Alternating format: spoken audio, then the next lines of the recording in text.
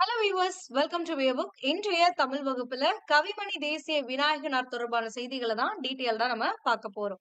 கவிமணி தேசிய விநாயகனார் குறித்த செய்திகள் நம்மளுடைய ஸ்கூல் புக்ல, நியூ புக், ஓல்டு புக்ல எங்கெங்கெல்லாம் கொடுத்திருக்காங்க அப்படிங்கறத ஃபர்ஸ்ட் பார்க்கலாம். அதுக்கப்புறம் அதுல கொடுத்திருக்கக்கூடிய பாடல்களையும் அதற்கான பொருளையும் விரிவா பார்க்கலாம். 6th ஸ்டாண்டர்ட்ல டேர்ம் 3 நியூ புக்ல ஆசிய ஜோதி அப்படிங்கிற தலைப்புல கவிமணி தேசிய விநாயகனார் எழுதிய பாடல்கள் கொடுத்திருக்காங்க. அடுத்து பாத்தீங்க அப்படின்னா 8th ஸ்டாண்டர்ட் நியூ புக்ல வருமுன் காப்போம் அப்படிங்கிற தலைப்பிலையும் இவர் இயற்றிய நூல், அதுல இருந்து ஒரு சில பாடல்களை நமக்கு கொடுத்திருக்காங்க. இது மட்டும் இல்லாம உங்களுக்கு 9th ஸ்டாண்டர்ட் ஓல்டு புக்ல, டேர்ம் 2 ஓல்டு புக்ல உமர்கயாம் பாடல்கள் அப்படின்னு ஒரு 3 பாடல்கள் கொடுத்திருப்பாங்க. இது இவர் மொழிபெயர்த்த ஒரு நூல் அப்படின்னு சொல்லலாம். சோ இந்த 3 பகுதிகள் தான் நம்மளுக்கு இவரை பற்றி குறிப்புகள் நம்மளுக்கு ஸ்கூல் புக்ல கொடுத்திருக்காங்க. இதுல கொடுத்திருக்கக்கூடியது என்ன அப்படிங்கறத டீட்டெயில் தான் நம்ம பார்க்கலாம். ஃபர்ஸ்ட் 6th ஸ்டாண்டர்ட் ஆசிய ஜோதி. இங்க நுழையும் முன்னு கொடுத்திருக்காங்க, அதையும் சேர்த்து படிங்க. இரக்கம் என்பது தலைச்சிறந்த பண்பாகும். அதாவது இரக்கம் அப்படிங்கறதா என்னது? தலைச்சிறந்த பண்பு. ஏன்னா கண்ணிற்கு அழகு எது? கண்ணோட்டம், அதாவது இரக்கம் கொள்ளுதல் தான். மனிதரிடம் மட்டுமன்று மற்ற எல்லா உயிர்களிடத்தும் இரக்கம் கொள்ள வேண்டும். அப்போ ஒரு மனுஷன் இன்னொரு மனுஷன் படக்கூடிய துன்பத்தை பார்த்துக்கிட்டு அதை தான் காக்க வேண்டுமா அப்படின்னா கிடையாது. ஒரு மனிதன் கிட்ட மட்டும்தான் இரக்கம் கொள்ளணும்னு கிடையாது. இந்த உலகத்தில் இருக்கக்கூடிய அனைத்து உயிர்களிடத்தும் அந்த இரக்கத்தை அவன் காட்ட வேண்டும் அப்படின்றாங்க. பிற உயிர்களை தம் உயிர் போல எண்ணி காக்க வேண்டும். அதுவே சான்றோர் போற்றக்கூடிய உயிர் இரக்கம் ஆகும். அப்போ சான்றோர்கள் சொன்ன உயிர் இரக்கம் அப்படிங்கிறது என்னன்னா, பிற உயிர்களை கூட தன் உயிராக கருதி நம்மளுடைய உயிரை எப்படி காப்பாற்றிக்கணும்னு நினைப்போமோ அந்த மாதிரி பிற உயிர்கள் துன்பத்தில் இருக்கும் பொழுது அதனையும் காப்பாற்ற வேண்டுமாம். அதுதான் உயிர் இரக்கம் அப்படின்னு சொல்லக்கூடியதுன்றாங்க. அவ்விரக்கமே இந்த மனித குலத்தை வாழ வைக்கிறது. அப்ப மனித குலம் எப்படி வாழ்கின்றது அப்படின்னா இந்த இரக்கம்ங்கிற தலைச்சிறந்த பண்பினால் தான் இந்த மனித குலமானது இந்த பூலோகத்திலே வாழ்ந்து கொண்டிருக்கின்றது அப்படின்றாங்க. உலக உயிர்கள் எல்லாம் துன்பமின்றி இன்புற்று வாழ வேண்டும் என்று விரும்பியவர் புத்தர். சோ புத்த பிரானுக்கு ஒரு ஆசை, இந்த உலகத்துல இருக்கக்கூடிய எல்லா உயிர்களும் இன்பத்தோடு, துன்பம் இல்லாமல் இன்பத்தோடு வாழணும் அப்படின்னு. சோ அதற்காக அவர் ஒரு சில அறிவுரைகளை கொடுத்திருப்பாரு. அதுதான் இங்க பாடமாக நம்மளுக்கு கொடுத்திருப்பாங்க. இதுல முன்கதை சுருக்கம், இந்த பாடல்களை குறித்து ஒரு முன்கதை சுருக்கம் கொடுத்திருக்காங்க. அரச வாழ்வை துறந்து நள்ளிரவில் அரண்மனையை விட்டு வந்தவர் புத்தபிரான். புத்தபிரான் என்ன பண்றாருன்னா, அரச குடும்பத்துல பிறந்து அரசராக ஆனதுக்கு அப்புறமா என்ன பண்ணுவாரு, அந்த அரச வாழ்வை துறந்து விட்டு நள்ளிரவுல ஒரு நாள் அரண்மனையை விட்டு வெளில வந்துருவாரு. அப்படிப்பட்டவர் தான் இந்த புத்தபிரான். இவரு பிம்பிசாரா மன்னனின் யாகத்துக்காக ஆடுகள் கொண்டு செல்லப்பட்டன. பிம்பிசாரா அப்படிங்கிற ஒரு மன்னனுடைய யாகத்துக்காக அப்பெல்லாம் வேள்விகள் வளர்ப்பாங்க. சோ யாகம் வளர்ப்பாங்க. அந்த யாகத்துல உயிர்களை பலியிடுதல், வெட்டுறது, அந்த மாதிரி பல விஷயங்கள் நடக்கும். சோ அந்த மாதிரி பிம்பிசாரா மன்னனுடைய யாகத்துக்காக ஆடுகள் எல்லாம் கொண்டு போறாங்க. அவற்றின் நடுவிலே அடிபட்டு வலியால் துடித்துக் கொண்டிருந்த ஆட்டுக்குட்டியை புத்தர் தம் தோளில் சுமந்து சென்றார். சோ அப்படி அவங்க போயிட்டு இருக்கும் பொழுது அவங்களுடைய இந்த புத்த பிரானும் போறாரு. அப்படி அந்த கூட்டத்தில் இருந்த ஒரு ஆடானது அடிபட்டு வலியால துடிக்குது. அந்த வலியால் துடிக்கக்கூடிய அந்த ஆட்டினை அவர் என்ன பண்றாருன்னா, அவர் எடுத்து சுமந்துகிட்டு போறாரு. அதால நடக்க முடியாது அப்படின்ட்டு யாகசாலையையும் அடைந்துடுறாரு. மன்னனுக்கு அறிவுரை கூறுகிறார். இந்த மாதிரி இந்த உயிர்களை கொன்று விட்டால் மட்டும் நீ நினைத்ததெல்லாம் நடந்து விடுமா, நல்லது நடந்துருமானா கண்டிப்பா நடக்காது. நீ என்ன நல்ல வினை செய்திருந்தால் நல்லது நடக்கும், தீய வினை செய்திருந்தேன் தீயது நடக்கும் அப்படிங்கிறத எடுத்து சொல்லுவார். அதுதான் இங்க பாடல் வழிகள்ல நம்மளுக்கு கொடுத்திருப்பாங்க. மன்னனுக்கு அறிவுரை கூறுகிறார். நாடெங்கும் உயிர்கொலையை தடுத்து நிறுத்தினார். அப்ப நாட்டில் நடக்கக்கூடிய உயிர்கொலைகளை எல்லாம் தடுத்து நிறுத்த வேண்டும். பிற உயிர்களை துன்புறுத்தக்கூடாது, பிற உயிர்களை வெட்டக்கூடாது, நம்மளுடைய நன்மைக்காக அப்படின்னு சொல்லி தடுத்தவர் தான் இந்த புத்தபிரான். ஃபர்ஸ்ட் பாடல். நின்றவர் கண்டு நடுங்கினாரே, ஐயன் நேரிலே நிற்கவும் அஞ்சினாரே, துன்று கருணை நிறைந்த வள்ளல் அங்கு சொன்ன மொழிகளை கேளும் ஐயா அப்படின்றாங்க. அதாவது நின்றவர் கண்டு நடுங்கினாரே, புத்தபிரான் அந்த யாகசாலையை அடைந்துட்டாரு. அவர் வந்ததை பார்த்து அங்கு நின்று கூடியவர்கள் எல்லாம் அவரை கண்டு நடுங்குகிறார்கள் அப்படின்றாங்க. புத்தபிரானை கண்டு நடுங்கினார்கள் அங்கு நின்றவர்கள். ஐயன் நேரிலே நிற்கவும் அஞ்சினர். அப்படிப்பட்ட இந்த ஐயனான, அதாவது புத்தபிரான் அவர்களுக்கு நேரில் நிற்க கூட அங்கிருந்தவர்கள் எல்லாம் அஞ்சினார்கள் அப்படின்றாங்க. துன்று அஞ்சினாரே யார் அப்படின்னு பாத்தீங்கன்னா அங்க கூடியிருந்த மக்கள் எல்லாம். ஓகேங்களா? துன்று கருணை நிறைந்த வள்ளல், அதாவது இரக்கம் நிறைந்திருக்கக்கூடிய, கருணை நிறைந்திருக்கக்கூடிய, அருள் நிறைந்திருக்கக்கூடிய வள்ளலான இந்த புத்தர் சொல்லக்கூடிய ஒலிகளை கேளுங்கள் அப்படின்னு சொல்லி அங்க கூடியிருக்கவங்க கிட்ட சொல்றாங்க. அதுதான் கூடியிருத்தல். கூடியிருக்கக்கூடிய அந்த மக்களிடையே கருணை நிறைந்த வள்ளல் அங்கு சொன்ன மொழிகளை கேளுங்கள் அப்படின்றாங்க. அடுத்தது, வாழும் உயிரை வாங்கிடல் இந்த மண்ணில் எவருக்கும் எளிதாகும், வீழும் உடலை எழுப்புதலோ ஒரு வேந்தன் நினைக்கிலும் ஆகாதையா அப்படின்றாங்க. அதாவது வாழக்கூடிய ஒரு உயிரை, இந்த ஆடு உயிரோட இருக்கு அப்படின்னா இந்த ஆட்டுடைய உயிரை எடுக்கிறது அப்படிங்கிறது எல்லாருக்குமே எளிதான ஒரு விஷயம். ஒரு கொடுவாள் எடுத்துட்டு போய் ஒரு வெட்டு வெட்டுனா அந்த ஆடுடைய உயிர் போயிடும். சோ அப்ப உயிரோட இருந்த அந்த ஆட்டுடைய அந்த உயிரை வாங்குறது அப்படிங்கிறது எல்லாருக்குமே, இந்த மண்ணில் இருக்கக்கூடிய எல்லாருக்குமே, எவருக்கும் அப்படின்னா எல்லாருக்குமே எளிதான ஒரு காரியம்தான். ஆனால் வீழும் உடலை எழுப்புதலோ ஒரு வேந்தன் நினைக்கையிலும் ஆகாதையா அப்படின்றாங்க. ஒருவேளை இந்த ஆட்டை வெட்டிட்டீங்க, இது செத்துருச்சு, அப்ப உயிர் போயிடுச்சு அப்படிங்கும் பொழுது மறுபடியும் அந்த ஆட்டுக்கு உயிர் கொண்டு வர முடியுமா அப்படின்னா அது ஆகாத காரியம். அப்ப மன்னனே, ஒரு உயிரை எடுப்பதுங்கிறது எளிது, ஆனா அந்த உயிரை கொடுப்பது அப்படிங்கிறது, அந்த வீழும் உடலை எழுப்புதலோ, இந்த மாதிரி நீ வெட்டி வீழ்த்தினதுக்கு அப்புறம் அந்த உயிரை மறுபடியும் எழுப்புவது அப்படிங்கிறது ரொம்பவே கடினமான ஒன்று. நீ நினைத்தால் கூட அதனை நடத்த முடியாது அப்படின்றாங்க. அதுதான் ஒரு வேந்தன் நினைக்கிலும் ஆகாதையா. ஒரு வேந்தனே நினைச்சா கூட, ஒரு மன்னனே நினைச்சா கூட அவனாலையும் அதை செஞ்சு முடிக்க முடியாது அப்படின்றாங்க. யாரும் விரும்புவது இன்னுயிராம், அவர் என்றுமே காப்பதும் அன்னதேயாம், பாரில் எறும்பும் உயிர் பிழைக்கப்படும் பாடு முழுவதும் அறிந்திலீரோ அப்படின்றாங்க. அதாவது யாரும் விரும்புவது இன்னுயிராம், இப்படிப்பட்ட அந்த உயிரினைத்தான் நாம் விரும்புகின்றோம், அவர் என்றுமே காப்பதும் அன்னதேயாம் அப்படின்றாங்க. அன்னதேயாம் அப்படின்னா அதையே அப்படின்னு அர்த்தம். சோ அப்ப எல்லாரும் அவரவர்களுடைய உயிரை காப்பாற்ற வேண்டும்னு தான் நினைக்கிறோம். அப்ப எல்லாரும் விரும்புவதும் இப்படிப்பட்ட இந்த உயிரைத்தான். அதனால் அந்த உயிரை போற்றி காப்பதும் இதைத்தான் காப்பாற்ற வேண்டும்னு நினைக்கிறோம். அப்படிப்பட்ட இந்த உயிரினை எடுத்தல் தவறான ஒரு செயல் அப்படின்றாரு. பாரில் எறும்பும் உயிர் பிழைக்கப்படும் பாடு முழுதும் அறிந்திலீரோ அப்படின்றாங்க. பாரில் அப்படின்னா இந்த உலகத்தில் அப்படின்னு அர்த்தம். பார்னா உலகம். இந்த உலகத்திலே எறும்புகள் உயிர் பிழைப்பதற்கு, எறும்புகளானது அது உயிர் பிழைப்பதற்காக படக்கூடிய பாடுகளை முழுவதும் அறிந்திராதவர்கள் இங்கு இருக்கிறீர்களா அப்படின்றாங்க. அறிந்திலீரோ அப்படின்னா அறியாதவர்கள் உண்டோ அப்படின்னு அர்த்தம். ஓகேங்களா? சோ அப்ப ஒரு எறும்பு அது பிழைக்கிறதுக்கு என்ன பாடுபடுது அப்படிங்கறத எல்லாருமே அறிந்த ஒரு விஷயம் தான். அது எப்படி மழைக்காலங்கள்ல உணவு எடுத்துட்டு வர முடியாதுங்கிறத கொண்டு போய் சேகரிக்கிறதுல இருந்து, அது உணவு எடுக்கிறதுல இருந்து எல்லா விஷயத்திலயுமே அதோடைய வாழ்க்கை முறையை பற்றி அறிந்திருக்கிறோம். சின்ன உயிர் தான், பட் அதுவும் பாடுபட்டு உழைத்து உணவை சேகரித்து ஒரு வாழ்க்கையை வாடுகிறது. சோ அப்படி அந்த எறும்பானது உயிர் பிழைப்பதற்காக எவ்வளவு பாடுபடுகிறதுங்கிறது எல்லாரும் அறிந்ததுதான். அதை அறியாதவர்கள் யாராவது இந்த கூட்டத்தில் இருக்கிறீர்களா அப்படின்னு கேக்குறாரு.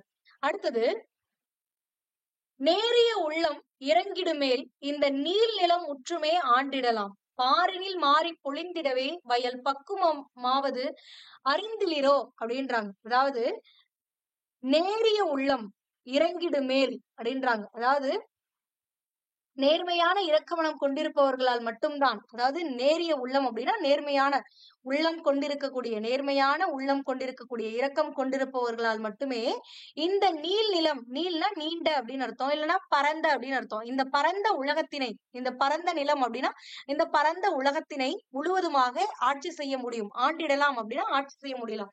அப்ப நேர்மை தன்மை உள்ள ஒருவரால் மட்டுமே, நேர்மை தன்மையும் உள்ளத்தில் இரக்கம் கொண்டிருப்பவர்களால் மட்டுமே இந்த பரந்த உலகத்தினை முழுவதுமாக ஆட்சி செய்ய முடியும்.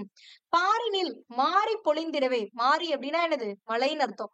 அப்ப பார் அப்படின்னா உலகம்னு அர்த்தம். அப்ப இந்த உலகத்தில் மழை பொழியறதுனாலதான் இந்த வயல்வெளிகள் எல்லாம் பக்குவம் ஆகுது அப்படிங்கறத அறியாதவர்கள் யாராவது இருக்கீங்களா அப்படின்றாங்க. அப்ப ஒரு வயலானது பக்குவப்படுது அப்படின்னா எதனால, மழை பொழிவதனால்தான். சோ அதை அறியாதவர்கள் இந்த கூட்டத்தில் இருக்கிறீர்களா? அதாவது நேர்மையாக உள்ளத்தில் இரக்கம் கொண்டிருப்பவர்களால் மட்டுமே இந்த பரந்த உலகத்தினை ஆட்சி செய்ய முடியும். இந்த பாரினிலே மழை பொழிந்தால் மட்டுமே அந்த வயலை பக்குவப்படுத்த முடியும், பக்குவமாகும். இதை அறியாதவர்கள் யாராவது இந்த உலகத்திலே இருக்கிறீர்களா அப்படின்றாங்க, இந்த கூட்டத்தில் இருக்கிறீர்களா? கருணை உடையவரே என்றும் கண்ணிய வாழ்வை உடையவராம், வாட்டும் உலகினில் வருந்திடுவார் இந்த மர்மம் அறியாத மூடரையா அப்படின்றாங்க. காட்டும் கருணை அப்படின்னா கருணை அப்படின்னா எல்லா உயிர்கள் எடுத்து காட்டக்கூடிய அந்த இரக்கத்தை தான் கருணை அப்படின்றாங்க. அப்ப காட்டும் கருணை உடையவரே அப்படின்னா எல்லா உயிர்களிடத்தும் இரக்கம் காட்டுபவர்களே, இரக்கம் கொண்டு கொள்பவர்களே என்றும் கண்ணிய வாழ்வுனா நேர்மையான ஒரு வாழ்வினை உடையவர்கள் ஆவர். அதாவது எல்லா உயிர்களிடத்தும் அன்பு காட்டக்கூடியவர்கள், இரக்கம் கொள்ளக்கூடியவர்களே இந்த உலகத்தில் கண்ணிய வாழ்வை உடையவர்களாக கருதப்படுகிறார்கள். வாட்டும் உலகில் வருந்திடுவார். வாட்டக்கூடிய உலகம் அப்படின்னா துன்பத்தை தரக்கூடிய இந்த உலகில் துன்பப்படுவோர்கள் இந்த மர்மம் அறியாத மூடர் ஐயா அப்படின்றாங்க. அதாவது இந்த உலகத்துல இரக்கம் அப்படிங்கிற ஒரு விஷயம் இருந்தாதான், இரக்கம் உங்களுடைய மனதுல இருந்தா மட்டும்தான், எல்லா உயிர்களிடத்தும் இரக்கம் கொண்டீர்கள் என்றால் ஒழிய நீங்கள் ஒரு நேர்மையான வாழ்க்கையை வாழ்வீர்கள், இன்பமாக வாழ்வீர்கள். எந்த ஒரு உயிர்களிடத்தும் இரக்கம் கொள்ளாமல் அந்த உயிர்களை துன்புறுத்தி நீங்கள் உண்டீர்கள் என்றால், இல்ல துன்புறுத்தி வேற ஏதாவது ஒரு செயல்களை செய்கிறீர்கள் என்றால், அந்த துன்பமானது இது உங்களுக்கு திரும்ப வரும். எப்படி அப்படின்னா, துன்பம் தரக்கூடிய அந்த உலகில் வருத்தம் படுவீர்கள். சோ இதெல்லாம் மர்மம் அறியாத, அதாவது இந்த மறைப்பொருளை அறியாத மூடர்கள் தான் இந்த மாதிரி பிற உயிர்களை துன்பப்படுத்துவார்கள் அப்படின்றாரு. அப்ப இதுல இருந்து என்ன தெளிவாக கூறுகிறார்கள் அப்படின்னு பாத்தீங்கன்னா, ஒரு துன்பத்தை நீங்கள் பிற உயிர்களுக்கு செய்கிறீர்கள் அப்படின்னா நீங்கள் துன்பம் நிறைந்த ஒரு வாழ்க்கையைத்தான் வாழ்வீர்கள். இதுவே எல்லா உயிர்களிடத்தும் இரக்கம் கொள்வீர்கள் என்றால், எல்லா உயிர்களையும் தன் உயிர் போல காப்பீர்கள் என்றால், அந்த நீங்கள் செய்யக்கூடிய அந்த நற்குணமானது உங்களுடைய வாழ்க்கையில் நேர்மையானவனாகவும் உங்களை இன்பமானவனாகவும் வாழ வைக்கும் அப்படின்றாங்க. சோ இந்த மறைப்பொருளை அறியாத மூடர்கள் தான் பிற உயிர்களுக்கு துன்பத்தை கொடுத்து அவர்களும் இந்த துன்பப்பட்டு இந்த உலகில் வாழ்வார்கள் அப்படின்றாங்க. ஓகேங்களா? அடுத்தது, காடு மலையெல்லாம் மேய்ந்து வந்து ஆடுதன் குற்றி கண்டு வருந்திட பாலையெல்லாம் தேடி மக்களை ஊட்டுவதும் ஒரு தீய செயலென எண்ணினீரோ அப்படின்றாங்க. அதாவது ஒரு ஆடு ஆனது என்ன பண்ணும், காடு மலை எல்லா இடத்துலயும் போய் மேய்ஞ்சிட்டு வரும். மேய்ஞ்சி அது உணவை உண்டு, அது பால் சுரக்கும். அந்த பாலை எதற்காக சுரக்கிறது? அதோட குட்டிக்காக சுரக்குது.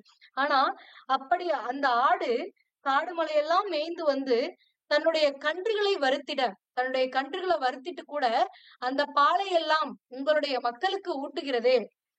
தேடி மக்கள் அப்படின்னா அந்த மன்னன் கிட்ட சொல்றாங்க, உன்னுடைய மக்களுக்கு எல்லா பாலையும் தருகிறதே, இது ஒரு தீய செயல்னு என்னைக்காவது நினைச்சு பார்த்திருக்கீங்களா? எண்ணினீரோ அப்படின்னா என்றாவது நீங்கள் நினைத்து பார்த்திருக்கிறீர்களா? இப்படிப்பட்ட இந்த செயலானது, ஒரு ஆடானது தன்னுடைய பாலை எல்லாம் தன் குட்டிக்கு தராமல் உங்களுக்கு, மக்களாகிய உங்களுக்கு தருகிறது. சோ அப்ப இது எவ்வளவு பெரிய தீய செயல் அப்படிங்கறத நீங்க என்னைக்காவது நினைச்சு பார்த்திருக்கீங்களா? தன்னுடைய குட்டியை வறுத்துட்டு உங்களுக்கு தரது அப்படின்னு சொல்லி கேட்கிறாரு. அடுத்தது, அம்புவி மீதில் இவ்வாடுகளும் உம்மை அண்டி பிழைக்கும் உயிரல்லவோ, நம்பி இருப்பவர் கும்பி எரிந்திடல் நன்மை உனக்கு வருமோ ஐயா அப்படின்றாரு. அதாவது அம்புவி அப்படின்னா, அப்படின்னா அழகான அப்படின்னு அர்த்தம். சோ இந்த அழகான பூமியின் மீது வாழக்கூடிய இந்த ஆடுகளும் உம்மை அண்டி பிழைக்கும் உயிர் அல்லவா, உன்னையே அண்டி பிழைக்கக்கூடிய, உன்னையே நாடி பிழைக்கக்கூடிய ஒரு உயிர் அல்லவா.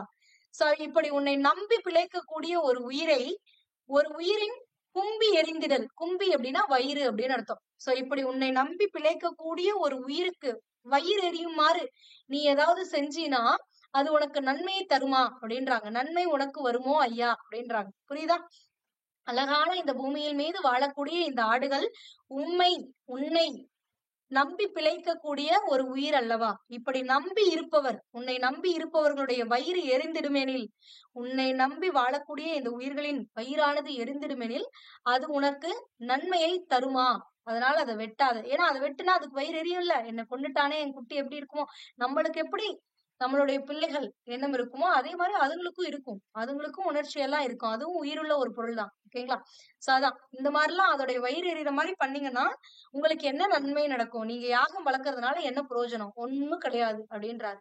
சோ அடுத்தது, 1000 பாவங்கள் செய்வதெல்லாம் ஏழையாட்டின் தலையோடு அகன்றிடுமோ, தீயவும் நல்லவும் செய்தவரை விட்டு செல்வது ஒரு நாளும் இல்லை ஐயா அப்படின்றாங்க. 1000 பாவங்களை நீ பண்ணிட்டு ஒரு ஏழை ஆட்டுடைய தலையை வெட்டி விட்டால் மட்டுமே, அகற்றிட்டா மட்டுமே நீ செய்த பாவங்கள் எல்லாம் போயிடுமா அப்படின்னா கிடையாது. நீங்கள் செய்யக்கூடிய தீயவையும் நல்லவையும் செய்தவரை, யார் ஒரு தீயதை செய்தால் அவர்கள் அந்த தீயதற்கான பலனை அனுபவிக்க வேண்டும். நன்மை செய்தால் அந்த நன்மைக்கான பலனும் உங்களை அடைந்தே தீரும். சோதான் தீயவும் நல்லவும் செய்தவரை யார் செய்யறாங்களோ அவங்களை விட்டு ஒரு நாளும் செல்லாது ஐயா அப்படின்றாங்க. ஒரு நாளும் செல்வது இல்லை ஐயா அப்படின்றாங்க. புரியுதா? அடுத்தது ஆதலால் தீவினை செய்ய வேண்டாம். அதனால நீங்க தீயது செஞ்சீங்கன்னா உங்களை விட்டு அந்த துன்பமானது போகாது. அதனால நீங்க தீய வினை எதுவும் செய்ய வேண்டாம். ஏழை ஆட்டின் உயிரையும் வாங்க வேண்டாம். பூதளம் தன்னை நகரம் அது ஆக்கிவிடும். அப்படி நீங்கள் அந்த உயிரினை நீங்கள் வாங்கிவிட்டீர்கள் என்றால் இந்த பூமியை அது நரகமாக்கிவிடும் அப்படின்றாங்க. இது என்னவா மாத்திரும்? நரகமா மாத்திரும். துன்பத்தை தரக்கூடிய ஒரு உலகமாக இந்த உலகத்தை மாற்றிவிடும். இந்த பூலோகத்தை துன்பம் தரக்கூடிய ஒரு நரகமாக மாற்றிவிடும். இவ்வாறு நீங்கள் உயிர்களுக்கு தீங்கிழைத்தீர்கள் என்றால், அதனால் இந்த உயிர்களை வெட்டி நீங்கள் நன்மை அடைய வேண்டும், உங்களுக்கு யோகம் கிடைக்க வேண்டும்னு நினைக்கக்கூடிய அந்த புத்தியை விட்டு பிழையும் ஐயா, பிழையுங்கள் அப்படின்னு சொல்றாரு புத்தபிரான் அவர்கள். இதுதான் இந்த பாடல்களுக்கான பொருள். நம்மளுடைய ஸ்கூல் புக்ல என்ன கொடுத்திருக்காங்க அப்படிங்கறதையும் சேர்த்து படிச்சுக்கோங்க. அஞ்சினர் அப்படின்னா பயந்தனர் அப்படின்னு அர்த்தம். கருணைனா இரக்கம். வீழும் அப்படின்னா விழக்கூடியது அப்படின்னு அர்த்தம். ஆகாதுன்னா முடியாது. நீள் நிலம் அப்படின்னா இந்த பரந்த உலகம். நீள்னா நீண்ட, நெடிய அப்படின்னு பொருள் கொள்ளக்கூடியது. பரந்த அப்படின்னு பரந்த நிலம் அப்படிங்கிறது பரந்த உலகம். இந்த நில உலகத்தை குறிப்பிடுகிறார்கள். முற்றும் அப்படின்னா முழுவதுமாக. மாறினா மலை. கும்பினா என்னது? வயிறு. பூதளம் அப்படின்னா பூமி அப்படின்னு அர்த்தம். பார்னா உலகம் அப்படின்னு அர்த்தம். ஓகேங்களா? சோ இங்க பாடலுக்கான பொருள் கொடுத்திருக்காங்க. ஜஸ்ட் ஒன்ஸ் ரீட் பண்ணீங்கன்னா உங்களுக்கு ஒரு ரீகால் மாதிரி இருக்கும். சோ யாகசாலையில் நின்றிருக்கக்கூடிய அனைவர்களுமே என்ன பண்றாங்க? புத்தபிரானை கண்டு நடுங்குறாங்க. அவர் முன்னால் நிற்கவும் அஞ்சுகிறார்கள். சோ கூடியிருந்த அந்த மக்களுடைய முன்னால இரக்கமே உருவமான புத்தபிரான் கூறிய உரைகளை கேளுங்கள் அப்படின்றாங்க. வாழ்கின்ற உயிர்களை அழிப்பது இந்த உலகில் எல்லாருக்கும் எளிய செயல்தான். ஆனால் இறந்த உடலுக்கு ஒரு உயிர் கொடுப்பது அப்படிங்கிறது, உயிர் கொடுத்து எழுப்புவது மன்னனாலும் கூட ஒரு முடியாத செயலாகும். எல்லாரும் தன் உயிரை பெரிதாக மதித்து பாதுகாக்கின்றனர். எறும்பும் கூட தன்னுடைய உயிரை பாதுகாத்துக் கொள்ள பாடுபடுவதை அறியாதர் உண்டு. சோ எல்லா உயிர்களும் என்ன பண்ணும்? தன்னுடைய உயிரை பெரிதாக நினைக்கும். அதை பாதுகாக்கத்தான் எல்லாருமே இது பண்றோம். அப்படிங்கும் பொழுது ஒரு சின்னதா இருக்கக்கூடிய அந்த எறும்பு கூட அதோட உயிரை பாதுகாக்கத்தான் இவ்வளவு பாடுபடுகிறது. அதனை அறியாதவர்கள் யாராவது இருக்கிறீர்களா? நேர்மையான இரக்க மனம் கொண்டிருப்பவர்களால் மட்டுமே இந்த பரந்த உலகத்தினை முழுவதுமாக ஆட்சி செய்ய முடியும். உலகில் மழை பெய்தால் வயல் பக்குவம் அடைவதை அறியாதவர்கள் யாராவது இருக்கிறீர்களா அப்படின்றாங்க. எல்லா உயிர்களின் மீதும் இரக்கம் கொள்பவரே நேர்மையான ஒரு வாழ்க்கையை வாழ முடியும். இந்த மறைப்பொருளை அறியாதவர்கள் பிற உயிர்களை வருத்தி தாமும் துன்புறுவர் அப்படின்றாங்க. காடு மலையெல்லாம் மேய்ந்து வருகிற ஆடு அது தன் குட்டி வருந்திடும் வகையில் பாலையெல்லாம் மக்களுக்கு தருகிறது. அதோட குட்டிகளுக்கு கொடுக்காம பாலையெல்லாம் என்ன பண்ணுது? மக்களுக்கு கொடுக்குது. இந்த தீய செயலினை என்று இது தீய செயல் அப்படின்னு என்னைக்காவது நீங்கள் கருதி இருக்கிறீர்களா அப்படின்றாரு. இந்த உலகில் ஆடுகளும் உம்மை நம்பி இருக்கக்கூடிய உயிர்கள் என்றோ, நம்மை நம்பி இருப்பவர்களின் வயிறு எரியும் வகையில் நடந்து கொள்வதால் உங்களுக்கு நன்மை கிடைக்குமா அப்படின்றாரு. 1000 பாவங்களை செய்துவிட்டு ஒரு ஆட்டினுடைய உயிரை எடுப்பதனால் பாவங்கள் நீங்கி விடுமா அப்படின்னா கிடையாது. ஒருவர் செய்யக்கூடிய நன்மையும் தீமையும் ஒரு நாளும் அவரை விட்டு விலகி செல்லாது. ஆகையால் தீய செயல்களை செய்யாதீர்கள். பிற உயிர்களை கொல்லும் செயலையும் செய்யாதீர்கள். இந்த பூமி மகிழ்ச்சி அற்றதாக மாறிவிடும். அதாவது துன்பம் நிறைந்ததாக, மகிழ்ச்சி அற்றதாக மாறிவிடும். அதனால் உங்களுடைய எண்ணத்தை கைவிட்டு விட்டு நீக்குங்கள். எண்ணத்தை உங்களை விட்டு இந்த மாதிரி மகிழ்ச்சியற்றதாக மாற்றக்கூடிய இந்த எண்ணத்தை உங்களை விட்டு நீக்குங்கள். இங்கு மக்களோடு சேர்ந்து மற்ற உயிர்களும் மகிழ்வோடு வாழ வழி செய்யுங்கள், பிழையுங்கள் ஐயா அப்படின்றார். அடுத்தது இதனை இயற்றிய கவிமணி தேசிய விநாயகனார் பற்றிய குறிப்பு இங்க கொடுத்திருக்காங்க. அது மட்டும் இல்லாம இந்த நூல் தொடர்பான குறிப்பையும் இங்க கொடுத்திருக்காங்க. இது ரொம்பவே முக்கியம். ப்ரீவியஸ் இயர்ல கொஸ்டினா கேட்கப்பட்டது. தேசிய விநாயகனார் 20ஆம் நூற்றாண்டில் வாழ்ந்த ஒரு கவிஞர். 36 ஆண்டுகள், ரொம்ப இம்பார்ட்டன்ட், நோட் பண்ணிக்கோங்க. இதையும் கேட்கலாம், கூற்றுகள்ல கேட்கலாம். 36 ஆண்டுகள் பள்ளி ஆசிரியராக பணியாற்றியவர். கவிமணி அப்படிங்கிற பட்டம் பெற்றவர் தான் தேசிய விநாயகனார் அவர்கள். ஆசிய ஜோதி அப்படின்னு ஆங்கில மொழியில எட்வின் அர்னால்ட் என்பவர் எழுதிய லைட் ஆஃப் ஏசியா என்னும் நூலை தழுவி எழுதப்பட்டது. லைட் ஆஃப் ஏசியா அப்படிங்கறதுடைய மொழிபெயர்ப்பு தான் ஆசிய ஜோதி.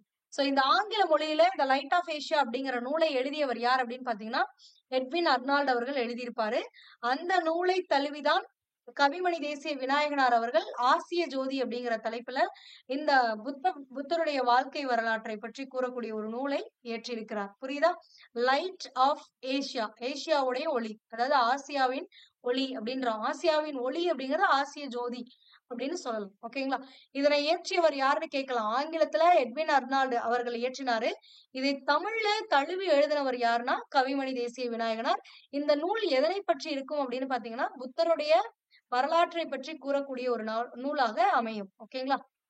அடுத்து 8th ஸ்டாண்டர்ட் நியூ புக்ல கொடுத்திருக்கக்கூடிய வருமுன் காப்போம் லெசனை பார்க்கலாம். நுழையும் முன் நோயற்ற வாழ்வே குறைவற்ற செல்வம். நோயற்று இருந்தால் குறைவற்ற செல்வம் இருக்கும் என்பது பழமொழி. சோ நோய் வந்த பின் தீர்க்க முயல்வதை விட வருமுன் காப்பதே அறிவுடைமை. சோ அப்ப அறிவு அப்படிங்கிறது என்னன்னா ஒரு நோய் வந்ததுக்கு அப்புறம் அதை தீர்க்க முயல்றது கிடையாது. அந்த நோய் வரதுக்கு முன்னாடியே அதை காக்குறது தான் ஒரு அறிவாளியோடைய ஒரு செயல் அப்படின்றாங்க. அதுதான் அறிவுடைமை அப்படின்றாங்க. நல்ல உணவு, உடல் தூய்மை, உடற்பயிற்சி ஆகியவை நல்ல உடல் நலத்திற்கு அடிப்படை. இவற்றை விளக்கக்கூடிய பாடல் ஒன்றை அறிவோம் அப்படிங்கிறாங்க. ஒரு நல்ல உடல் நலத்திற்கு எது அடிப்படை? நல்ல உணவு உண்ணணும், ஃபாஸ்ட் ஃபுட் எல்லாம் சாப்பிடக்கூடாது, உடலை தூய்மையாக வைத்திருக்க வேண்டும், அசுத்தமாக வைத்திருக்க கூடாது, உடற்பயிற்சி செய்யணும் அப்படின்றாங்க. இதுதான் ஒரு நல்ல ஆரோக்கியமான உடலிற்கு அடிப்படையாக இருக்கக்கூடியது அப்படின்றாங்க. எங்க இவர் இயற்றிய பாடல்கள் உடலின் உறுதி உடையவரே, உடலின் உறுதி உடையவரே உலகில் இன்பம் உடையவராம், இடமும் பொருளும் நோயாளிக்கு இனிய வாழ்வு தந்திடுமோ அப்படின்றாங்க. அதாவது உடலில் உறுதி உடையவர்கள் தான் இந்த உலகத்தில் இன்பம் உடையவர்களாக வாழ முடியும் அப்படின்றாங்க. இடமும் பொருளும், இடம் அப்படின்னா செல்வளமாக இருக்கக்கூடிய ஒரு இடமும், அதாவது எல்லா வசதியும் இருக்கக்கூடிய ஒரு இடத்திலையும், பொருள் அப்படின்னா செல்வம் அப்படின்னு அர்த்தம். செல்வமும் எல்லா வசதியும் இருக்கக்கூடிய இடத்தில் ஒரு நோயாளி இனிமையான வாழ்வை தந்திட முடியுமா ஒரு நோயாளிக்கு அப்படின்னா கிடையாது. ஏன்னா அவன் நோயினால் என்ன பண்ணுவான்? அவதிப்பட்டுட்டு இருப்பான். அவன்கிட்ட அப்ப எவ்வளவு காசு இருந்தாலும் சரி, அவன்கிட்ட எவ்வளவு வசதியான ஒரு இடம் இருந்தாலும் சரி, அவனால் என்ன பண்ண முடியாது? இன்பமாக வாழ முடியாது. அப்ப இன்பமாக வாழ்பவர்கள் அப்படின்னா உடல் உறுதி உடையவர்கள் தான் இந்த உலகத்திலே இன்பமாக வாழ்கிறார்கள் அப்படின்றாங்க. அடுத்தது சுத்தம் உள்ள இடமெங்கும் சுகமும் உண்டு, நீ அதனை நித்தம் நித்தம் பேணுவையேல் நீண்ட ஆயுள் பெறுவாயே அப்படின்றாங்க. அதாவது சுத்தம் உள்ள இடமெங்கும் சுகம் உண்டு அப்படின்ட்டாங்க. சுத்தம் எங்க இருக்கோ அங்கதான் என்ன இருக்கும்? சுகம் இருக்கும், ஆரோக்கியம் இருக்கும் அப்படின்றாங்க. அதனை அறிந்து நீ அதனை அப்படின்னா நீ அதனை அறிந்து கொண்டு நித்தம் நித்தம் பேணுவையேல், நித்தம் நித்தம் அப்படின்னா ஒவ்வொரு நாளும் நீ அதை பேணி பாதுகாத்துட்ட அப்படின்னா, சுத்தமாக உன்னுடைய இடங்களை பேணி பாதுகாத்துட்ட அப்படின்னா நீண்ட ஆயுள் பெறுவாய். நீ நீண்ட ஆயுளை, நீண்ட வாழ்நாட்களை பெற முடியும் அப்படின்றாங்க. அடுத்தது காலை மாலை உலாவி நிதம் காற்று வாங்கி வருவோரின் காலை துமுட்டு கும்பிட்டு காலன் ஓடி போவானே. இது ப்ரீவியஸ் இயர்ல கேட்கப்பட்ட ஒரு வினா. ஓகேங்களா? காலை மாலை உலாவி அப்படின்னா என்னன்னா காலையிலும் மாலையிலும் நடைப்பயிற்சி செய்து, உலாவி அப்படின்னு நடைப்பயிற்சி செய்து நிலம் காற்று வாங்கி வருவோரின் டெய்லியும் காற்று வாங்கி வரக்கூடியவர்களை காலை தொட்டு கும்பிட்டுட்டு யமனானவன் ஓடி போவானாம். இதுல இருந்து என்ன குறிப்பிடுகிறார்கள் அப்படின்னா, நீங்கள் காலையும் மாலையும் உடற்பயிற்சி செய்கிறீர்கள், அதாவது நடைப்பயிற்சி செய்தீங்க அப்படின்னா எந்த ஒரு நோயும் உங்களை அணுகாது. அதனால் எவனும் உங்க கிட்ட வரமாட்டான், அவனும் உங்களை காலை தொட்டு கும்பிட்டு ஓடி போயிருவான். அதனால ஆரோக்கியமா இருங்க, நடைப்பயிற்சியை மேற்கொள்ளுங்க அப்படின்றாங்க. அடுத்தது கூழையே நீ குடித்தாலும் குடித்த பிறகு குடியையா, ஏழையே நீ ஆனாலும் இரவில் நன்றாய் உறங்கப்பா அப்படின்றாங்க. அதாவது கூழை குடிச்சா கூட சரி, நீ வசதியான எல்லா ஆடம்பர உணவுகளை எல்லாம் உண்ணணும்னு அவசியம் கிடையாது. கூழே சத்தான உணவு, அற்புதமான ஒரு உணவு. அந்த உணவை நீ குடித்தால் கூட, கூழையே நீ குடிச்சா கூட குளிச்சதுக்கு அப்புறம் குடி அப்படின்றாங்க. ஏழையே நீ ஆனாலும், நீ ஏழையாவே இருந்தால் கூட பணத்தை தேடி உழைத்து கொண்டே இருக்காது. நைட்டு நேரத்துல என்ன பண்ணும்? நல்ல உறங்கணும், நல்ல உறக்கம் தேவை. இந்த உடலை ஆரோக்கியமாக வைத்திருக்கணும்னா என்னது? உறக்கம் தேவை அப்படிங்கறத புரிஞ்சுக்கோங்க. இன்றைய காலகட்டங்கள் எல்லாம் என்ன பண்றோம்? போன நோண்டிட்டே நைட்டு தூங்குற டைமை குறைச்சிடறோம். இல்லைன்னா எப்படியும் நைட்டு நேரம் ஆயிடும், காலையில யாராவது எழுப்பி விட்டுருவாங்க. சோ அப்படிங்கும் போது அந்த தூக்கம், உங்களுக்கு அந்த உடலுக்கு தேவையான அந்த போதுமான அளவு தூக்கம் இல்லாம போயிடும்.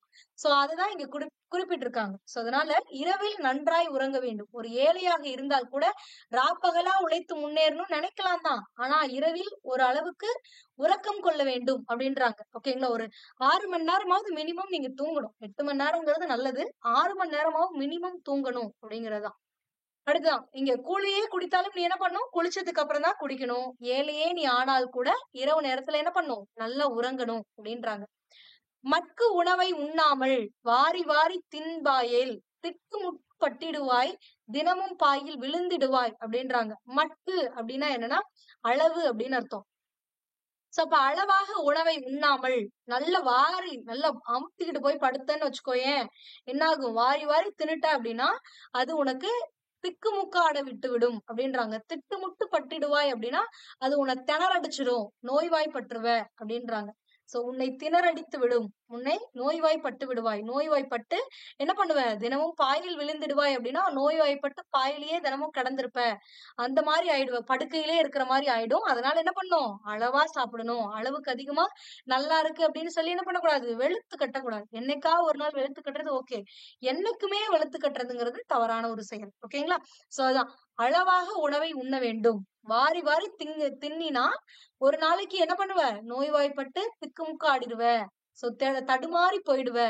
அதனால அந்த நோய்வாய்ப்பட்டதுனால தினமும் என்ன பண்ணுவ? பாயிலேயே படுத்து கிடக்குற மாதிரி ஆயிடும். அதாவது படுக்கையிலே படுத்து கிடந்துருவ அப்படின்றாங்க. அதுதான். அடுத்தது, தூய காற்றும் நன்னீரும் சுண்ட பசித்த பின் உணவும் நோயை ஓட்டி விடும் அப்பா, 100 வயது தரும் அப்பா அப்படிங்கிறாங்க. அதாவது தூய காற்று, தூய்மையான அந்த காற்றும், நல்ல நீரும், சுண்ட பசித்த பின் உணவும். சுண்ட அப்படின்னா நல்லா அப்படின்னு அர்த்தம். நல்லா பசிச்சதுக்கு அப்புறம் சாப்பிடணும். பசிக்காமலே போய் 3 வேளை திங்கணும் அப்படின்னு திங்கக்கூடாது. நல்லா பசி எடுக்க வைக்கணும். பசி எடுத்ததுக்கு அப்புறம் தான் சாப்பிடணும். சோ அதுதான். சோ அப்ப தூய காற்று, நல்ல நீர், அதுக்கப்புறம் நல்லா பசிச்சதுக்கு அப்புறம் சாப்பிடக்கூடிய அந்த உணவு. இது எல்லாம் என்ன பண்ணும் அப்படின்னா நோயை ஓட்டி விட்டுரும். நம்மளுக்கு எந்த ஒரு நோயும் வராது. நம்ம கிட்ட இருக்கக்கூடிய நோயை என்ன பண்ணிடும்? ஓட்டி விட்டுரும். உங்களுக்கு 100 வயது வாழ்நாளை தரக்கூடியது அப்படின்றாங்க. அடுத்தது, அருமை உடலின் நலமெல்லாம் அடையும் வழிகள் அறிவாயே, வருமுன் நோயை காப்பாயே, வையகம் புகழ வாழ்வாயே அப்படின்றாங்க. அருமை உடலின் நலமெல்லாம் அடையும் வழிகள் அறிவாயே. அப்ப இந்த உடலை எப்படி பேணி காக்க வேண்டும் அப்படிங்கிற அந்த அருமையான அந்த அடையக்கூடிய அருமையாக இந்த உடல் நலத்தை எல்லாம் அடையக்கூடிய வழிகளை எல்லாம் இப்ப நான் உங்களுக்கு சொல்லிட்டேன். சோ அறிந்து விட்டீர்கள். அதனால என்ன பண்ணும்? வருமுன் நோயை காக்க வேண்டும். சோ உங்களுக்கு நோய் வரத்துக்கு முன்னாடியே அதை நாம் தடுக்க வேண்டும் அப்படின்றாங்க. சோ அப்படி நோய் வராமல், நோய் வருவதற்கு முன்னாடியே அதை காப்பாற்றி வையகம் முழுவதும், வையம் அப்படின்னா இந்த உலகம் புகழ வாழ வேண்டும், நீண்டு வாழ வேண்டும் நீங்கள் அப்படின்றாங்க. இதுதான் வந்து இங்க கொடுத்திருக்கக்கூடிய பாடல்களுக்கான பொருள். மறுபடியும் ஒரு ரீகால் மாதிரி பார்க்கலாமா? உடல்ல உறுதி இருந்தாதான் இந்த உலகத்துல என்ன பண்ண முடியும்? இன்பமாக வாழ முடியும். ஒரு வசதியான ஒரு இடமும் செல்வங்களும் நிறைஞ்சிருந்தா கூட ஒரு நோயாளியால என்ன பண்ண முடியாது? ஒரு இனிமையான வாழ்வை வாழ முடியாது. ஏன்னா நோயினால் அவன் என்ன பண்ணுவான்? அவதிப்பட்டு கொண்டிருப்பான். அவன்கிட்ட 1000 காசுகள் இருக்கலாம், 1000 வசதியான இடங்கள் இருக்கலாம். ஆனால் அவனால் நிம்மதியாக, இன்பமாக வாழ முடியாது. ஏன்னா நோய்வாய்ப்பட்டுட்டான் அப்படின்னா. அதனால சுத்தம் இருக்கக்கூடிய இடத்துலதான் சுகமும் இருக்கும். அதாவது ஆரோக்கியமும் இருக்கும். எங்க சுத்தமா இருக்கோ அங்கதான் ஆரோக்கியம், உடல் நலம் இருக்கும், சுகமாக இருக்கும். அதனை அறிந்து கொண்டு நீ ஒவ்வொரு நாளும் என்ன பண்ணும்? உன்னை சுற்றியுள்ள இடங்களை எல்லாம் சுத்தமாக பேணி காக்க வேண்டும். அப்படி பேணி காத்தினாதான் நீ நீண்ட ஆயுளை பெற முடியும். அது மட்டும் இல்லாம காலையிலயும் மாலையிலயும் என்ன பண்ணும்? நடைப்பயிற்சி செய்யணும். உலாவி அப்படின்னா நடைப்பயிற்சி. நடைப்பயிற்சி செய்யணும். நடைப்பயிற்சி செய்யும் பொழுது அந்த தூய்மையான காற்றை வாங்கி வரணும். சோ இந்த மாதிரி நடைப்பயிற்சி செய்யும் பொழுது அந்த தூய்மையான காற்றை நீ அடைவதனால், வாங்கி வருவதனால், அந்த யமதர்மன் கூட என்ன பண்ணுவாருன்னா உனக்கு எந்த ஒரு நோயும் அணுகாது. அதனால அவன் வந்து உன்னுடைய காலை தொட்டு கும்பிட்டு ஓடி போயிடுவான் அப்படின்றாங்க. கூழியே குடிச்சா கூட நீ என்ன பண்ணும்? குளிச்சதுக்கு அப்புறம் தான் குடிக்கணும். ஏழையா இருந்தா கூட ஒரு அளவு அந்த இரவுல நன்றாய் உறங்கணும். உறக்கம் அப்படிங்கிறது உடலுக்கு இன்றியமையாத ஒன்று. சோ நீங்க நல்லா உறங்கினாதான் உங்களுடைய உடல் உறுப்புகள் எல்லாம் ஆரோக்கியமாக இருக்கும் அப்படின்றாங்க. ஆரோக்கியமாக இருந்தால் இன்பமாக இருக்கலாம். அவ்வளவுதான், நோய் இல்லாமல். அப்ப அது மட்டும் இல்லாம நம்ம சாப்பிடக்கூடிய உணவை அளவாக எடுத்துக்கணும். அளவுக்கு அதிகமா வந்து நல்லா இருக்குன்னு வாரி வாரி திங்கக்கூடாது. அளவுக்கு அதிகமா வந்து அப்படி வெளுத்து கட்டக்கூடாது. அப்படி கட்டிட்ட அப்படின்னா இப்பெல்லாம் நல்லாதான் இருக்கும் இளமையில. பின்னாடி காலங்கள் என்ன ஆகும் அப்படின்னா நோய்வாய்ப்பட்டு தடுமாறி போயிடுவ. அது மட்டும் இல்லாம தினமும் என்ன பண்ணிடுவ? படுக்கையிலே விழுந்துடுவ அப்படின்றாங்க. அதுதான் பாயிலே விழுந்து கிடப்பாய். சோ அதனால தூய காற்று, நல்ல நீர், அதுக்கப்புறம் நன்கு பசித்ததுக்கு அப்புறம் சாப்பிடக்கூடிய இந்த உணவு, இந்த 3ம் தான் என்ன பண்ணும்னா நோயை உன்னை விட்டு ஓட விடும் அப்படின்றாங்க. சோ உன்னை விட்டு அந்த நோயானது ஓடி போகும். இந்த 3ம் உன்னிடம் இருந்துச்சு அப்படின்னா. சோ அது வந்து 100 வயது உன்னை வாழ வைக்கும். சோ இப்போ உடல் எப்படி நலமாக வைக்க வேண்டும், உடலை எப்படி நலமாக பாதுகாக்கணுங்கிற அதை அடையக்கூடிய வழிகளை எல்லாம் இப்போ உனக்கு தெரியும். அதனால நோய் வரத்துக்கு முன்னாடியே என்ன பண்ணிடணும்? அந்த மாதிரி நோய் வராம தடுத்துடணும். சோ இந்த வையகம், இந்த உலகமானது உன்னை புகழுமாறு நீ வாழ வேண்டும் அப்படின்றாங்க. ஓகேவா? புரிஞ்சுதா? சோ எங்க ஸ்கூல் புக்ல கொடுத்திருக்கிறதையும் ஒரு வாட்டி பார்த்துட்டோம் அப்படின்னா இந்த வீடியோ கம்ப்ளீட் பண்ணும்போதே உங்களுக்கு இந்த லெசன் ஃபுல்லா ஞாபகம் வந்துரும். லைன்ஸ் கூட கொடுத்தா கூட இது கவிமணி தேசிய விநாயகனார் சொன்னது அப்படின்றது தெளிவா புரிஞ்சிடும். அதுக்காக தான். ஏன்னா நம்ம பாடல் படிக்கும் போது ஒரு வாட்டி பொருள் பாக்குறோம், அதுக்கப்புறம் ரீகால் பண்றோம், அதுக்கப்புறம் இந்த புக்ல கொடுக்கறத பாக்குறோம். அப்ப 3 வாட்டி ஒரு வீடியோ பார்க்கும் பொழுதே நம்ம என்ன பண்ணிடுறோம், படிச்சு முடிச்சிடறோம். அதனால உங்களுக்கு தெளிவா இருக்கும் இந்த கண்டென்ட். ஓகேங்களா? நித்தம் நித்தம் அப்படின்னா நாள்தோறும், வையம் அப்படின்னா உலகம், மட்டு அப்படின்னா அளவு, சுண்ட அப்படின்னா நன்கு, திட்டுமுட்டு அப்படின்னா தடுமாற்றம் அப்படின்னு அர்த்தம், பேணுவியல் அப்படின்னா பாதுகாத்தல் அப்படின்னு அர்த்தம். ஓகேங்களா? உடலில் உறுதி கொண்டவரே உலகில் மகிழ்ச்சி உடையவராக, அதாவது இன்பம் உடையவராக வாழ்வார்கள். உடல் உறுதியற்ற நோயாளர்கள் வாழும் இடமும் செல்வமும் இனிய வாழ்வு தரா. சுத்தம் நிறைந்துள்ள எல்லா இடங்களிலும் சுகமும் உண்டு. நாள்தோறும் நீங்கள் தூய்மையை போற்றி பாதுகாத்தல் வேண்டும். நீடித்த வாழ்வை பெறலாம். காலையும் மாலையும் நடைபயிற்சி மேற்கொண்டு நல்ல காற்றை சுவாசித்து வருவோரை நோயானது அணுகாது. அவர் உயிரை கவர எமனும் அணுக மாட்டான். எனவே நீங்கள் கூளை குடித்தாலும் குளித்த பிறகே குடித்தல் வேண்டும். நீங்கள் வறுமையில் இருந்தால் கூட வாழ்ந்தாலும் இரவில் நன்றாக உறங்குதல் வேண்டும். அளவாக உண்ணாமல் அதிகமாக உண்டால் செரிமானம் தடுமாறி நாள்தோறும் நோய்வாய்ப்பட்டு பாயில் விழுவீர்கள்.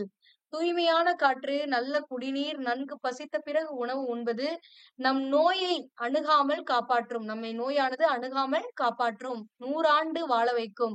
அரிய நம் உடல் நலமோடு இருப்பதற்கான வழிகள் இவை என்பதை அறிவீர்களாக. ஆகவே நோய் வரும் முன் காப்போம். உலக புகழ் வாழ்வோம். உலகம் புகழுமாறு வாழ்வோம் அப்படின்றாங்க. இங்க தேசிய கவிமணி விநாயகனார் பற்றி கவிமணி தேசிய விநாயகனார் பற்றி ஒரு சில கருத்துக்கள் முன்னாடி 6th பார்த்ததை விட கொஞ்சம் எக்ஸ்ட்ரா இங்க கொடுத்திருக்காங்க. அதையும் சேர்த்து பார்க்கலாம். கவிமணின்னு போற்றக்கூடியவர் தான் தேசிய விநாயகனார் அவர்கள். குமரி மாவட்டத்துல தேரூர்ல பிறந்தவர். 36 ஆண்டுகள் ஆசிரியராக பணியாற்றியவர். இவர் ஆசிய ஜோதி, மருமகள் வழி மான்மியம், கதர் பிறந்த கதை, இது நோட் பண்ணிக்கோங்க. இது ப்ரீவியஸ் இயர்ல கேட்டிருக்காங்க. மருமக்கள் வழி மான்மியம் கேட்டிருக்காங்க, கதர் பிறந்த கதையுமே கேட்டிருக்காங்க. ஓகேங்களா?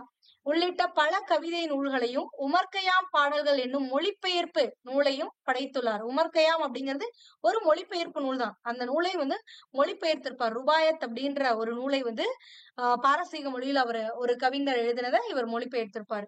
மலரும் மாலையும் அப்படிங்கிற நூல்ல இருந்துதான் இந்த வருமுன் காப்போம் அப்படிங்கிற பாடலானது நம்மளுக்கு கொடுத்திருக்காங்க. அப்ப இவர் எழுதின இன்னொரு நூல் என்ன, மலரும் மாலையும் அப்படிங்கிறதையும் நோட் பண்ணிக்கோங்க. ஓகேவா? அடுத்தது கடைசியாக நம்ம பார்க்கக்கூடியது எது அப்படின்னு பாத்தீங்கன்னா, ஓல்டு புக்ல கொடுத்திருக்கக்கூடிய இந்த உமர்கயாம் பாடல்கள் தான் பார்க்க போறோம்.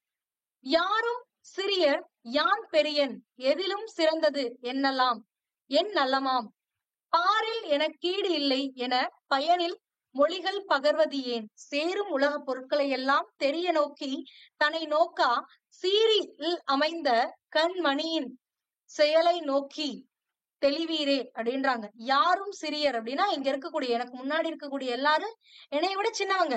யான் பெரியவன், நான் தான் இந்த உலகத்தில் பெரியவன், மற்றவர்கள் எல்லாம் என்னை விட கீழானவர்கள், சிறியவர்கள். எதிலும் சிறந்தது என் நலமாம் அப்படின்றாங்க. என்னுடைய நலம்தான் எல்லாத்திலையும் சிறந்தது அப்படின்றாங்க. என்னுடைய நலமே எல்லாவற்றிலும் சிறந்தது. பாரில் எனக்கு ஈடு இல்லை என பயன் இல் அப்படின்னா பயன் இல்லாத அப்படின்னு அர்த்தம். பயன் இல் அப்படின்னு பிரிக்கணும். பயன் கூட்டல் இல். அப்ப பயன் இல் அப்படின்னா இல்லாதன்னு அர்த்தம், இல்லை அப்படின்னு அர்த்தம். அப்ப பயனில் அப்படின்னா பயனில்லாத மொழிகளை பகர்வதுன்னா கூறுவது, சொல்வது அப்படின்னு பொருள் கொடுக்கக்கூடியதுதான் பகர்வது அப்படிங்கிறது. அப்ப பாரில் அப்படின்னா இந்த உலகத்தில் அப்படின்னு அர்த்தம். பார்னா என்னது, உலகம். சோ இந்த உலகத்துல எனக்கு ஈடா யாருமே கிடையாது அப்படின்னு இந்த பயனில்லாத சொற்களை எல்லாம் பகிர்வது, சொல்வது எதற்காக அப்படின்னு கேக்குறாங்க. ஏன் அப்படின்றாங்க. அப்போ இந்த உலகத்துல நான் தான் பெரியவன், மத்தவங்க எல்லாம் சின்னவங்க, இந்த உலகத்துல என்னுடைய நலம்தான் சிறந்த நலம், இந்த உலகத்துல எனக்கு ஈடு யாருமே கிடையாதுன்னு சொல்லக்கூடிய இந்த பயனில்லாத மொழிகள் எல்லாம் சொல்வது எதற்காக, ஏன் சொல்றாங்க அப்படின்றாரு. சோ இப்படி முட்டாள்கள் தான் சொல்லுவாங்க, அறிவில்லாதவர்கள். ஏன் அப்படின்னா, சேரும் உலக பொருளை எல்லாம் தெரிய நோக்கி தனை நோக்கா சீரில் அமைந்த கண்மணி செயலை நோக்கி தெளிவீரே அப்படின்றாங்க. நம்முடைய கண்ணில் இருக்கக்கூடிய அந்த கண்மணியானது இந்த உலகத்தில் இருக்கக்கூடிய எல்லா பொருட்களையும் என்ன பண்ணும், பார்க்க முடியும். இந்த கண்மணியினால என்ன பண்ண முடியும், இந்த உலகத்தில் இருக்கக்கூடிய சேரும் உலக பொருள் எல்லாம் அப்படின்னா இந்த உலகத்தில் சேரக்கூடிய பொருட்களை எல்லாத்தையும் தெளிவாக நோக்கி அப்படின்னா தெளிவாக நோக்கினா தெளிவாக பார்க்க முடியும் இந்த கண்மணியினால். ஆனா தன்னை நோக்கா சீரில் அமைந்த, ஆனா தன்னை என்ன பண்ண முடியாது, அதனால் பார்க்க முடியாது. இந்த கண்மணியுடைய செயலை நோக்கி தெளிவடையுங்கள் அப்படின்றாங்க. இந்த உலகத்துல இருக்கக்கூடிய எல்லா பொருட்களை பார்க்க முடிஞ்சாலும் தன்னை அறிந்து கொள்ள முடியாது இந்த கண்மணியினால். அதனால இதனை புரிந்து கொண்டு நான் தான் பெரியவன், நான் தான் பெரிய ஆளு, ஏன்னா எனக்கு என்ன, நான் தான் சிறந்தவன், எனக்கு ஈடு யாருமே கிடையாது அப்படின்னு வெறும் பேச்சு பேசிக்கிட்டு இருக்காதீங்க அப்படின்றாங்க. சோ அறிவை தெளிவடையுங்கள், உங்களோட அந்த தன்னலத்தை உணராத அதனை தெளிவடையுங்கள் அப்படின்றாங்க. அதான் நானே பெரியவன், மற்றவர் சிறியவர், என் நலம் கருதுவதே சிறந்தது, எனக்கு நிகர் யாருமே இல்லை என்று கூறுகின்றவர்களே, உலக பொருள்களை எல்லாம் காண்கின்ற கண்மணியானது தன்னை காண்பதில்லை அப்படிங்கிற அந்த அதனை அறிந்தாவது தெளிவடையுங்கள் அப்படின்றாங்க. நீங்க இந்த மாதிரி எல்லாம் சொல்லிட்டு இருக்கீங்கல்ல, ஃபர்ஸ்ட் உங்களை உங்களால பார்க்க முடியாதுங்கிறத நீங்க, அதாவது உங்களுடைய உண்மையான நிலையை உங்களால் பார்க்க முடியாது. இந்த உலகத்தை வேணால் நீங்கள் பார்த்து ஏளனமாக கருதலாம், ஆனா உங்களுடைய ஒரிஜினாலிட்டியை உங்களால பார்க்க முடியல அப்படிங்கிறத அறிந்து கொள்ளுங்கள், இந்த கண்மணி போன்றுதான் நீங்களும் அப்படின்றாங்க. அடுத்தது, அன்பு செய்யின் அயலாரும் அண்டி நெருங்கும் உறவினராம், அன்பு நீங்கின் உறவினரும் அகன்று நிற்கும் அயலவராம், துன்ப நோயை நீக்கிடுமேல் துவ்வா விடமும் அமுதாகும், துன்ப நோயை ஆக்கிடுமேல் தூய அமுதமும் விடமாமே அப்படின்றாங்க. இதுவும் ப்ரீவியஸ் இயர்ல இந்த பகுதியில இருந்து கொஸ்டின்ஸ் கேட்டிருக்காங்க. அன்பு செய்யும் அயலாரும் அண்டி நெருங்கும் உறவினராம், இவ்வடிகளுடைய ஆசிரியர் யாருன்னு கேட்டிருக்காங்க. சோ இதனால நோட் பண்ணிக்கோங்க. அன்பு செய்யின், அதாவது நீங்க அன்பு காட்டுனீங்கன்னா அயலவர் கூட, அயலவர் அப்படின்னா உறவினர்கள் அல்லாத மற்றவர்கள், சோ நெருங்கிய உறவினர்கள் அல்லாதவர்கள் கூட உங்களுக்கு நெருங்கிய உறவினர்களாக மாறிவிடுவார்களாம். இப்ப அன்பு செய்ய, அன்பு ஒரு அன்பை காட்டுவினர்கள், அன்பை செலுத்தினீர்கள்னா அயலார்கள் கூட, மற்றவர்கள் கூட, உங்களுடைய உறவினர்கள் அல்லாத மற்றவர்கள் கூட உங்களை அண்டி நெருங்கும் அப்படின்னா உங்களை பக்கத்துல வந்து நெருங்கிய உறவினராக மாறுவார்கள் அப்படின்றாங்க. அன்பு நீங்கின் உறவினரும் அகன்று நிற்கும் அயலவராம், அதே அன்பை நீங்கள் செலுத்தவில்லை என்றால், அந்த அன்பு நீங்கி போயிடுச்சு, உங்ககிட்ட இருக்கக்கூடிய அந்த அன்பானது போயிடுச்சு அப்படின்னா உங்க கூட இருக்கக்கூடிய உறவினர்கள் கூட என்ன பண்ணுவாங்க, தள்ளி நின்றுவாங்க, அயலவர் மாதிரி உங்க கிட்ட நிக்காம தள்ளி நிப்பாங்களாம். அதுதான் இங்க கொடுத்திருக்காங்க. துன்ப நோயை நீக்கிடுமேல், துவ்வா விடம், விடம்னா நஞ்சு அப்படின்னு அர்த்தம், அமுதாகும் அப்படின்றாங்க. துன்பம்ங்கிற நோயை நீக்கும் அப்படின்னா அந்த நஞ்சு கூட என்னமாகும், அமிர்தமா மாறிடும் அப்படின்றாங்க. துன்பத்தை போக்கிடுமேல், ஒரு நஞ்சானது துன்பத்தை போக்கும் அப்படின்னா அந்த நஞ்சு கூட அமுதமா மாறிடுமா. துன்ப நோயை ஆக்கிடுமேல் தூய அமுதமும் விடமாமே அப்படின்றாங்க. அதுவே ஒரு அமுதமும் ஒரு துன்ப நோயை தரும் அப்படின்னா அது நன்றாகவே கருதப்படும் அப்படின்றாங்க. ஓகேங்களா. சோ இதுதான், அன்பு செலுத்தினால் அயலவரும் என்ன பண்ணுவாங்க, நெருங்கிய உறவினர்கள். அதுவே அன்பு நீங்கிருச்சுன்னா உறவினர் கூட விலகி நிற்கக்கூடிய அயலவர்கள் ஆவார். துன்பத்தை நீக்கும் அப்படின்னா நஞ்சு கூட அமுதமாகும், ஆனா அதே துன்பத்தை தரும் அப்படின்னா தருமெனில் அமுதமும் என்ன ஆயிடும், நஞ்சா மாறிடும் அப்படின்றாங்க. துவ்வா அப்படின்னா நுகராத, அகன்றுனா விலகி. ஓகேங்களா. மூன்றாவது பாடல் என்ன கொடுத்திருக்காங்க அப்படின்னா, ஆழி சூழும் உலகாலும் அரசனாக வேண்டுமெனில் வாழும் வாழ்வில் உன்னை நீ மறந்து வாழ வேண்டுமடா, ஏழையாகி எளியவரின் எளியவனாக வேண்டுமடா, தோழனாகி யாவருக்கும் தொண்டனாக வேண்டுமடா அப்படின்றாங்க. அதாவது ஆழி சூழும் உலகாலும் அப்படின்றாங்க. ஆழினா என்னது, கடல் அப்படின்னு அர்த்தம். சோ இந்த கடலால் சூழப்பட்டிருக்கக்கூடிய இந்த உலகத்தை ஆளக்கூடிய அரசனாக வேண்டுமெனில், அதாவது இந்த உலகத்தை ஆளக்கூடிய, உலக ஆளும் அப்படின்னா உலகத்தை ஆளக்கூடிய அரசனாக வேண்டுமெனில், அரசனாகணும் அப்படின்னு நீ நினைச்சினா வாழும் வாழ்வில் உன்னை நீ மறந்து வாழ வேண்டுமடா. நீ இப்ப வாழ்ந்துட்டு இருக்க பாரு இந்த வாழ்க்கையில உன்னை நீ மறந்து வாழ வேண்டும்னு, உன்னை மறந்துட்டு வாழணும்னு இல்ல, உன்னுடைய சுயநலத்தை மறந்து விட்டு பொதுநலம் கருதி வாழ வேண்டும் அப்படின்றாங்க.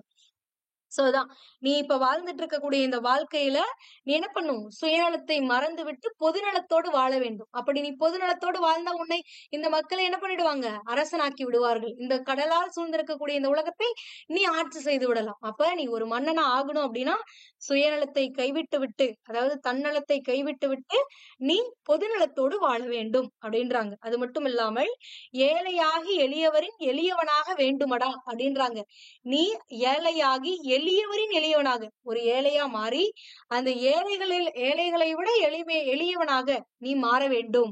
தோழனாகி யாவருக்கும் தொண்டு செய்ய வேண்டும். அவர்களுடைய உற்ற நண்பனாக மாறி, தோழனாக மாறி அவர்களுக்கு தேவையான தொண்டுகளை ஆற்ற வேண்டும். அப்படி நீ வாழ்ந்தால் மட்டுமே என்ன பண்ண முடியும்?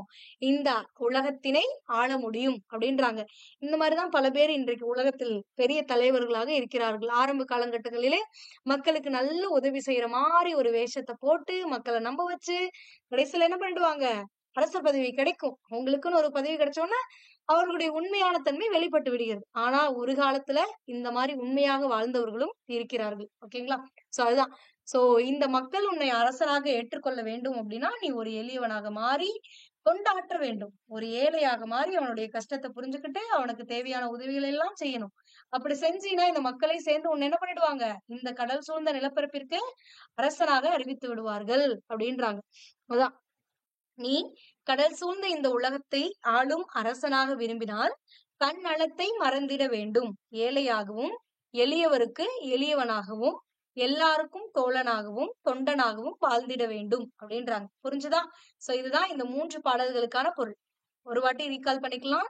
யாரும் சிறியர் யான் பெரியன். அதாவது இந்த உலகத்தில் இருக்கக்கூடிய எல்லாரும் என்னை விட சிறியவர்கள், நான் தான் பெரியவன், என்னுடைய நலம்தான் சிறந்தது, நான் தான், எனக்கு இந்த உலகத்திலே யாரும் வீடு இல்லை அப்படின்னு பயனில்லாத சொற்களை பேசக்கூடியவர்களே, நீங்கள் ஒரு விஷயத்தை தெளிவாக புரிந்து கொள்ள வேண்டும். என்னவென்றால், இந்த உலகத்தை பார்க்கக்கூடிய, தெளிவாக பார்க்கக்கூடிய கண்மணியினால் அதால் பார்க்க முடியாது.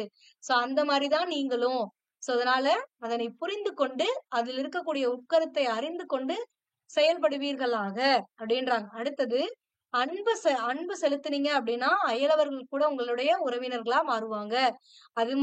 அதே மாதிரி அன்பு செலுத்தல, உங்ககிட்ட இருக்கக்கூடிய அன்பு நீங்கிருச்சு, வெறுப்பா நடந்துக்கிறீங்க அப்படின்னா உறவினர் கூட என்ன பண்ணிடுவாங்க? அயலவரா தள்ளி நின்றுவாங்க. சோ ஒரு துன்பத்தை தரக்கூடிய, அதாவது ஒரு நஞ்சானது துன்பத்தை நீக்கும் அப்படின்னா அந்த நஞ்சு அமுதமாக கருதப்படும். அதே ஒரு அமுதமானது துன்பத்தை தரும் அப்படின்னா அந்த அமுதம் கூட என்னவா மாறிடும்? நஞ்சா மாறிடும் அப்படின்றாங்க. அது மட்டும் இல்லாம இந்த கடல் சூழ்ந்து இருக்கக்கூடிய இந்த உலகத்தை நீ ஆட்சி செய்யணும், ஒரு அரசனா மாறணும் அப்படின்னு நீ நினைச்சீன்னா ஃபர்ஸ்ட் நீ என்ன பண்ணும்? சுயநலத்தை, தன்னலத்தை மறந்து விட வேண்டும். பொது நலத்தோடு செயல்பட வேண்டும். ஏழையாக எளியவனாக தோழனாக மாறி அவர்களுக்கு தொண்டாற்ற வேண்டும். அப்பொழுதுதான் அவர்கள் உன்னை மன்னனாக மாற்றுவார்கள் அப்படின்றாங்க. ஓகேங்களா? சோ இப்போ கவிமணியை பற்றி ஆசிரியர் குறிப்பு இங்க கொடுத்திருக்காங்க. கவிமணி தேசிய விநாயகனார் கன்னியாகுமரி மாவட்டத்துல இருக்கக்கூடிய தேரூர்ல பிறந்தவர். இவருடைய பெற்றோர் யார் அப்படின்னு பாத்தீங்கன்னா சிவதானும் ஆதிலட்சுமி அம்மையார். நான் முன்னாடி சொன்ன அதேதான், பெற்றோர்களோட சேர்த்து படிச்சுக்கோங்க. ஒரு சில நேரங்கள்ல ஆசிரியர் கவிஞர்களை கொடுத்துட்டு அவங்களுடைய பெற்றோர்களோட பொருத்த சொல்றாங்க. அதனால பெற்றோர்களோடு படிச்சுக்கோங்க. சிவதானும் ஆதிலட்சுமி அம்மையார். இவர் உமர்கயாம் பாடல்களை தமிழில் மொழியாக்கம் தான் செய்திருக்கார். இவர் இயற்றல. இவர் இன்னொருத்தர் எழுதின ஒரு நூலை, உமர்கயாம் அப்படிங்கிற ஒரு பாரசீக கவிஞர் எழுதின ஒரு நூலை என்ன பண்ணிருப்பாரு அப்படின்னா மொழிபெயர்த்திருப்பார். அதுதான் இந்த உமர்கயாம் பாடல்கள் அப்படிங்கிறது.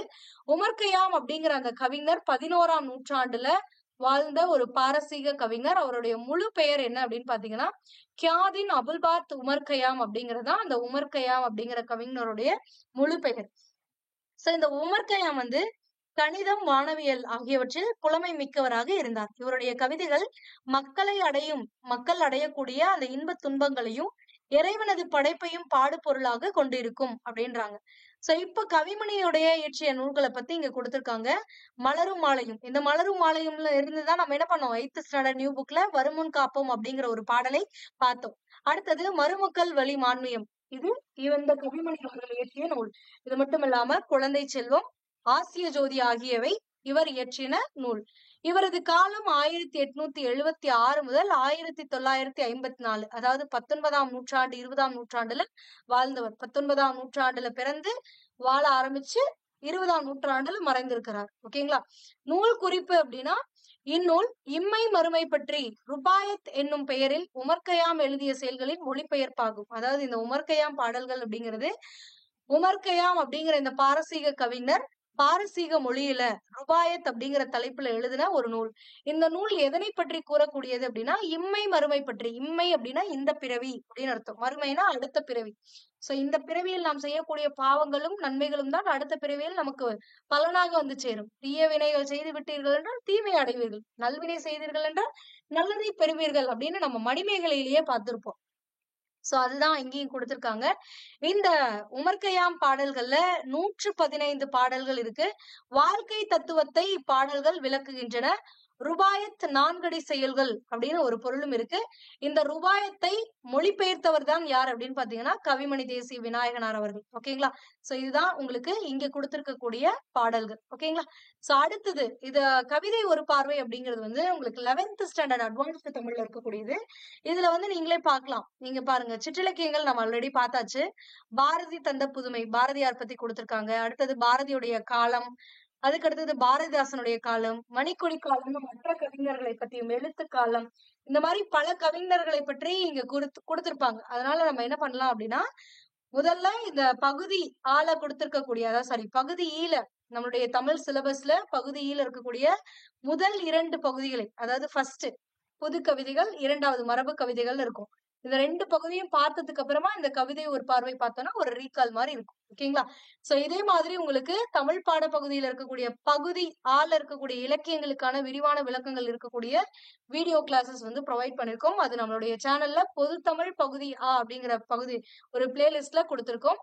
அதையும் பார்த்து பயனடையுங்கள். இதுக்கு அடுத்து உங்களுக்கு போஸ்ட் பண்ணக்கூடியது, அதாவது பகுதி ஈல கொடுத்திருக்கக்கூடிய டாபிக்ஸ்மே வந்து டாபிக் வைஸ் உங்களுக்கு நியூ புக்ல எங்க கவர் ஆகுது, ஓல்டு புக்ல எங்க கவர் ஆகுது, அது இல்லாம சிறப்பு தமிழ்ல எங்க கவர் ஆகுதுன்னு உங்களுக்கு பகுதி இ பொதுத்தமிழ் அப்படிங்கிற பிளேலிஸ்ட்ல கொடுத்துட்டு இருக்கோம்.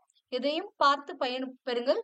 இந்த வகுப்பானது உங்களுக்கு ஹெல்ப்ஃபுல்லா இருக்கும், யூஸ்ஃபுல்லா இருக்கும் அப்படின்னு நான் நம்புறேன். நீங்களும் அப்படி நினைச்சீங்க அப்படின்னா உங்களோட சேர்ந்து படிக்கக்கூடிய, உங்களுக்கு தெரிந்த டிஎன்பிஎஸ்சிக்கு படிக்கக்கூடிய நேயர்களுக்கும் இதனை ஷேர் பண்ணுங்க. சோ அவங்களும் பயனடையட்டும். For more videos, stay tuned with BA Book. Thank you.